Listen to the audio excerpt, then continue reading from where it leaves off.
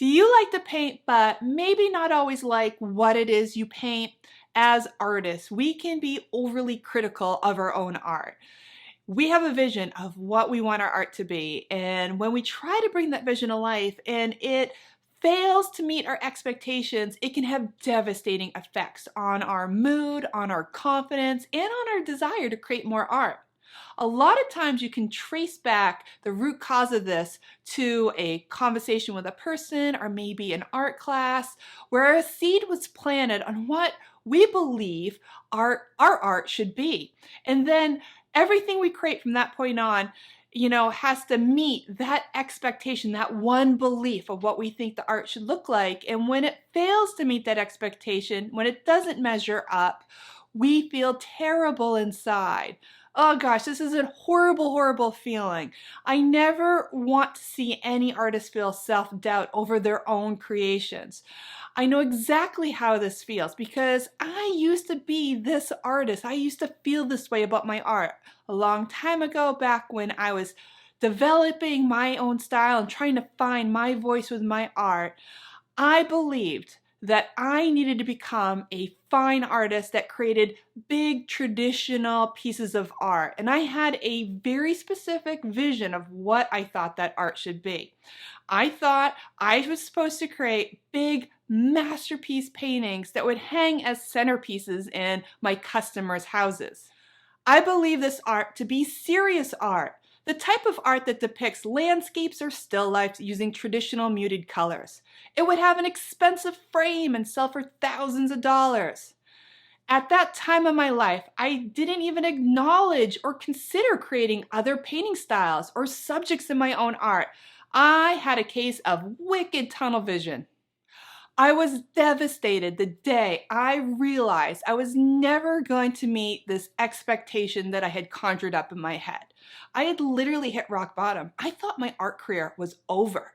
What was not over was my love for painting with watercolors and a deep desire to continue to create. So I continued to paint.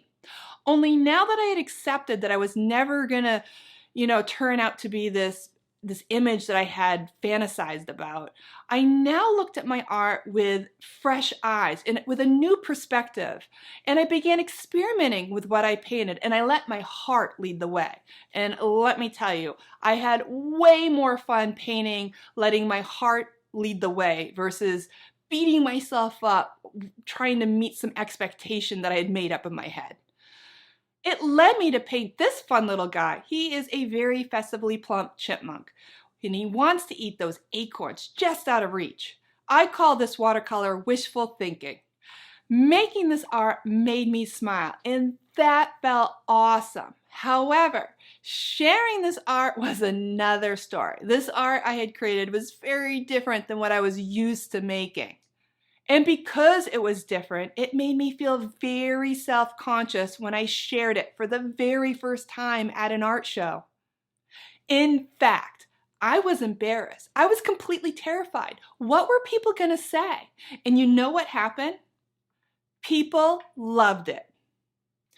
This painting was a turning point in my art journey. For the first time, I embraced who I was as an artist and the artwork that naturally came out of me, which apparently is quirky, colorful watercolor illustrations of fun, happy things. Who knew? And when I embraced this artwork that naturally came out of me, I stopped beating myself up trying to create art I thought I was supposed to make.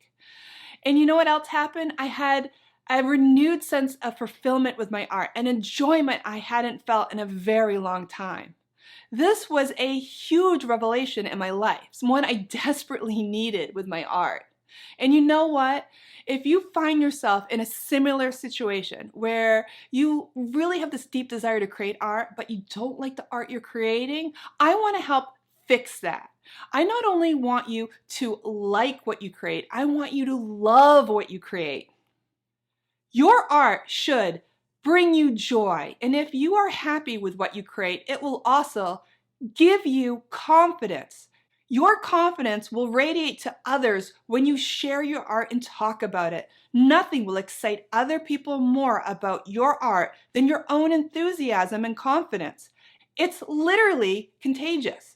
And I also believe happiness and confidence is good for your health. Now, I'm not saying creating art is going to cure cancer. I wish it could. But I do believe happiness and feeling good is good for your health, whereas self-doubt leads to stress, which is not good for your health. Now, if you're currently struggling to like your art and you're wrestling with self-doubt, I want you to first know I believe in you. There's so many different art styles and different viewpoints, and each one challenges us, inspires us, and that's exactly what artwork should do.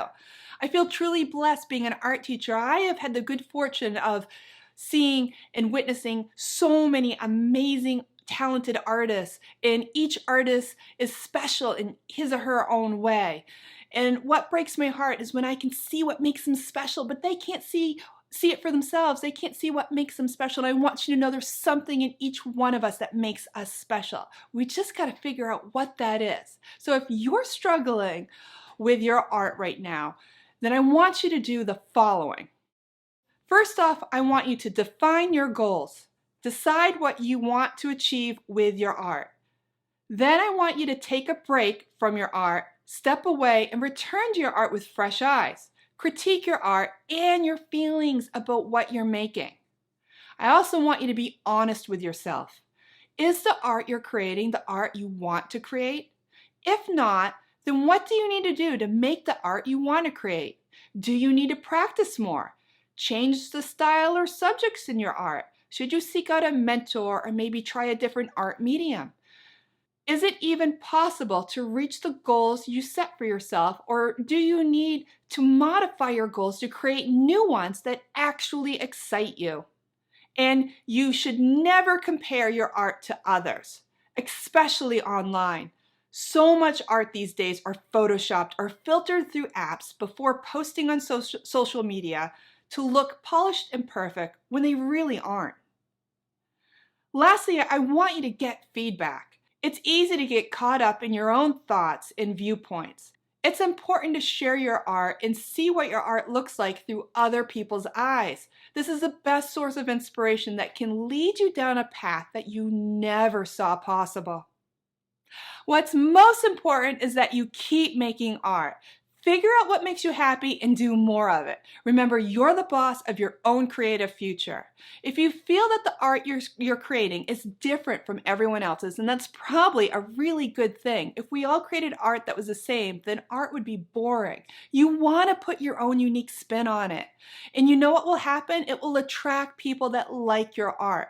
And remember, you're never going to please everyone with your art, and that's okay. There's only one person you should please with your art, and that person is you.